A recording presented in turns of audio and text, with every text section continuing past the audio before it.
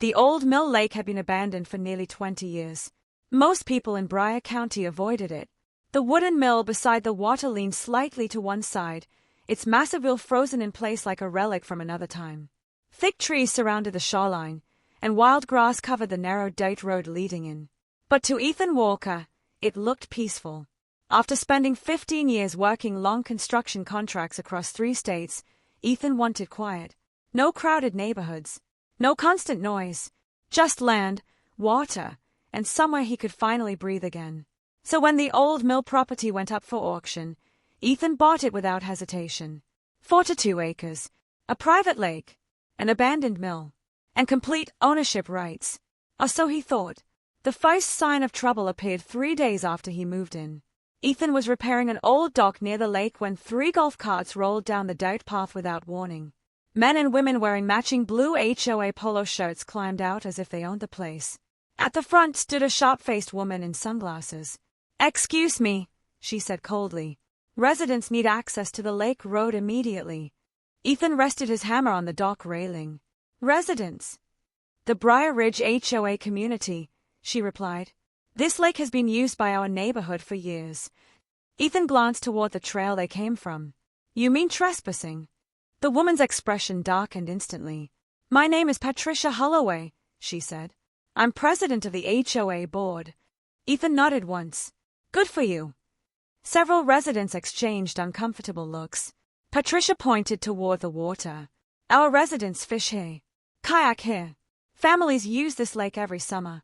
Ethan calmly folded the property survey map in his hand. "Well, now it's private property." Silence hit the group. One older man muttered, "This is going to get ugly." Patricia stepped closer. "You don't understand," she said. "We've had access to this lake for almost 12 years. Ethan looked directly at her. "And did you own it?" She hesitated. "That's not the point." "No," Ethan said quietly. "That's exactly the point." Patricia's jaw tightened. "You're making a mistake." Without another word, Ethan picked up a wooden stake and hammered a private property sign beside the dock. The sound echoed across the lake. The police arrived the very next morning. Ethan had barely finished unloading fencing supplies when a county cruiser rolled onto the property. Deputy Collins stepped out slowly, already looking tired. "You Ethan Walker?" "That's me." The deputy glanced toward the lake road where several HOA residents stood watching from a distance. "We got complaints about unlawful obstruction." Ethan almost laughed. "Obstruction of what?" "The neighborhood says you blocked community lake access." Ethan handed over the deed papers from his truck. Deputy Collins studied them carefully. After nearly a minute, he looked back up. "This says you own the entire shoreline." "Exactly." Patricia suddenly marched forward from the crowd. "He can't cut us off," she snapped. "The community has used this lake for years." The deputy remained calm. Usage doesn't automatically create ownership." Patricia crossed her arms. "There's an easement." Ethan's eyes narrowed slightly. "An easement?" Patricia smiled for the first time. "Oh yes," she said.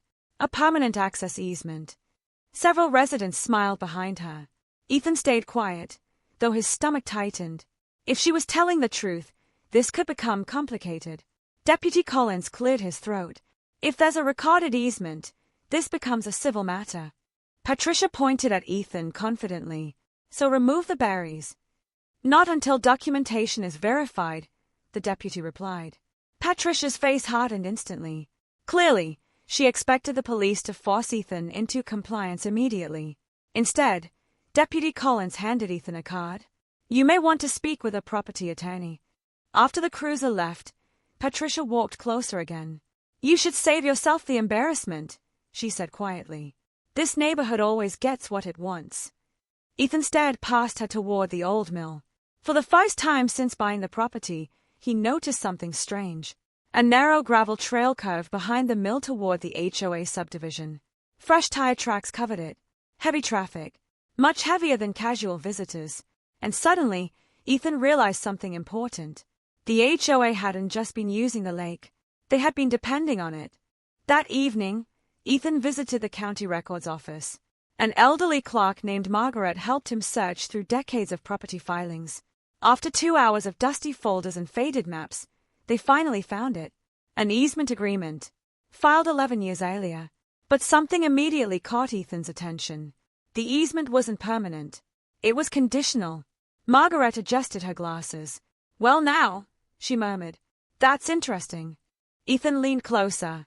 The agreement allowed temporary access only while the previous owner maintained an active recreational partnership with the Briar Ridge HOA. That partnership ended 7 years ago. But nobody ever updated the records. Margaret looked up carefully. Legally speaking, this easement may already be invalid. Ethan blinked. "You're sure?" She tapped the paper. "Unless there's another filing somewhere, they've been operating on expired access." For several seconds, Ethan simply stared at the document. Then he remembered Patricia's confidence. The threats. The pressure. The police call.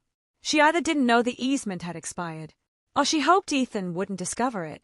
Margaret printed certified copies for him. As Ethan walked toward the parking lot, his phone buzzed. Unknown number. He answered cautiously. "This is Ethan." A nervous male voice whispered through the line. "You need to be careful." Ethan stopped walking. "Who is this?" "The HOA's hiding something." The caller sounded terrified. "They're using your lake road for more than fishing." The line suddenly disconnected. Ethan slowly lowered the phone. Then he looked back toward the dark outline of the old mill property in the distance. And for the first time, this no longer felt like a simple property dispute. At nearly midnight, headlights appeared outside Ethan's cabin window. He quietly stepped onto the porch. A black pickup truck moved slowly down the gravel trail beside the mill. Then another. And another. None of them belonged to residents carrying fishing gear. Ethan watched carefully from the darkness. The trucks disappeared behind the old mill storage building. 10 minutes later, they left again. Something illegal wasn't happening.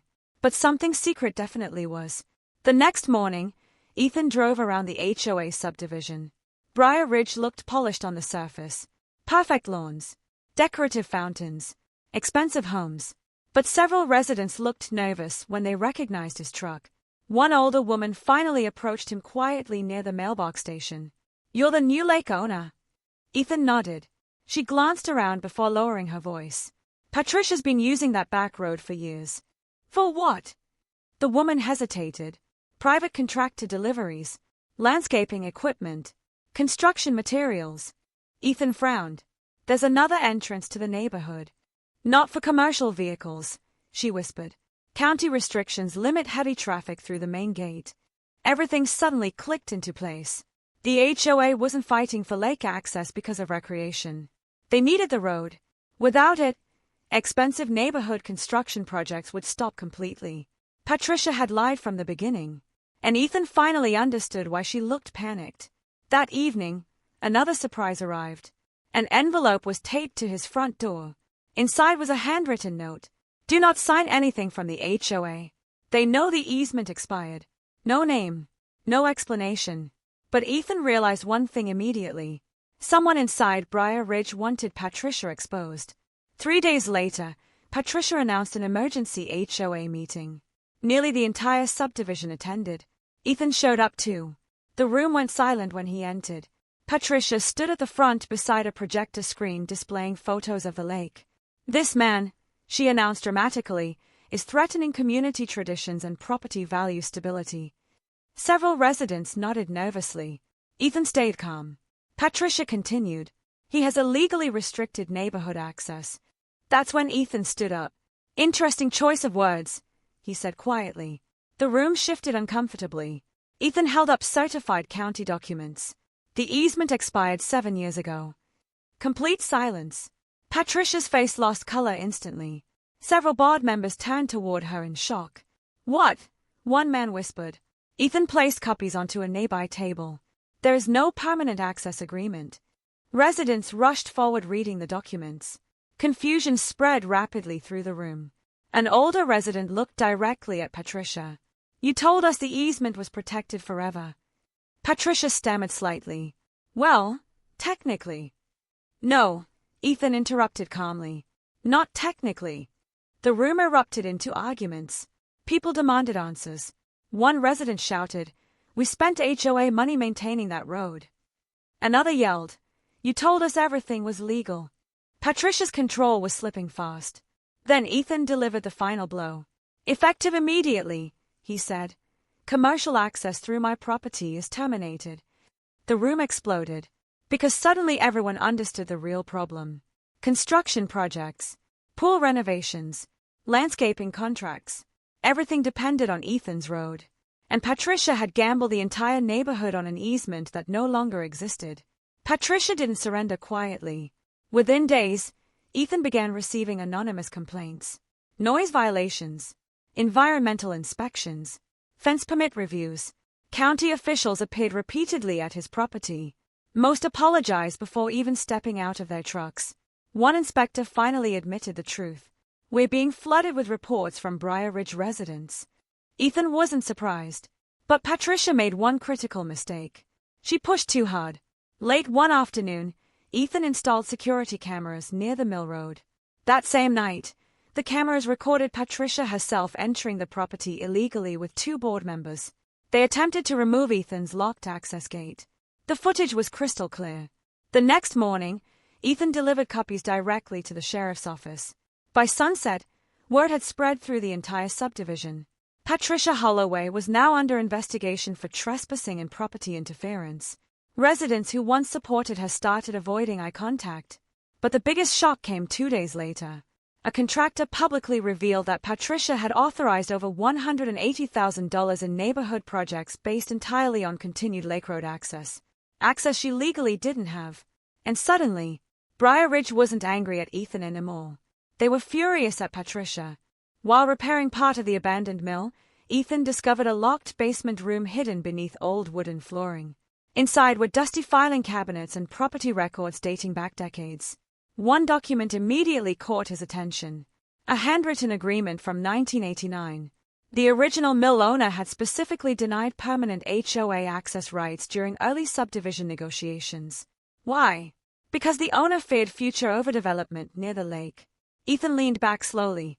Patricia's HOA had likely known this all along.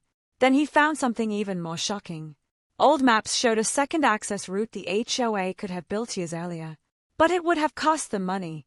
Instead, successive HOA boards simply used the mill road for free. For over a decade. And Patricia tried bullying Ethan because fixing the problem properly would bankrupt the association reserve fund. That evening, Ethan received another anonymous call. This time the voice sounded calmer. "You exposed her. Who are you?" A pause followed. Someone tired of watching her control everyone. The caller sighed. "She's resigning tomorrow." The resignation meeting turned chaotic. Residents packed the community hall demanding financial answers. Patricia stood at the podium looking exhausted but furious. This entire situation, she snapped, was caused by Ethan Walker refusing cooperation. Boos echoed across the room. People weren't buying it anymore.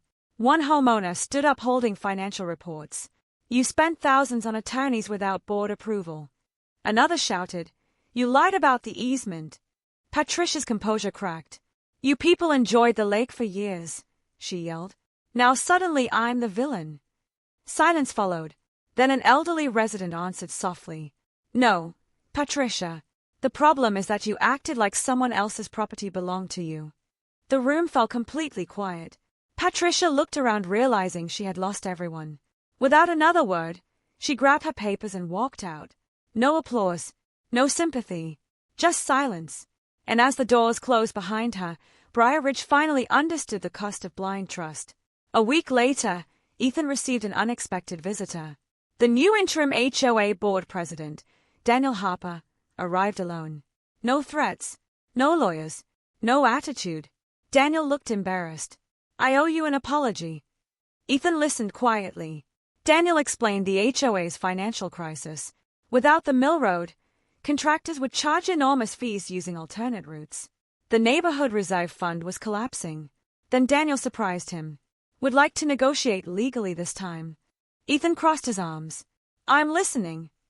Daniel offered a limited commercial access agreement with strict restrictions, maintenance payments, environmental protections, and full legal accountability. A real agreement. Respectful. Transparent. Temporary. For the first time, Ethan considered saying yes. Not because the HOA deserved it, but because the residents themselves had finally stopped acting entitled. And maybe the lake didn't need another war. Just when peace seemed restored, Patricia returned. This time with the Tinies. She filed a personal lawsuit claiming Ethan caused emotional damages and ruined her reputation. The county courthouse hearing drew massive attention. But Patricia underestimated one thing. The evidence. Security footage. Financial records. Expired easement filings. Witness testimony. Everything pointed back to her actions. Even former HOA board members testified against her. After only 2 days, the judge dismissed nearly every claim.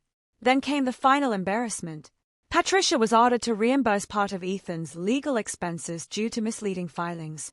News spread through Briar Ridge within hours. And whatever influence Patricia once held disappeared completely.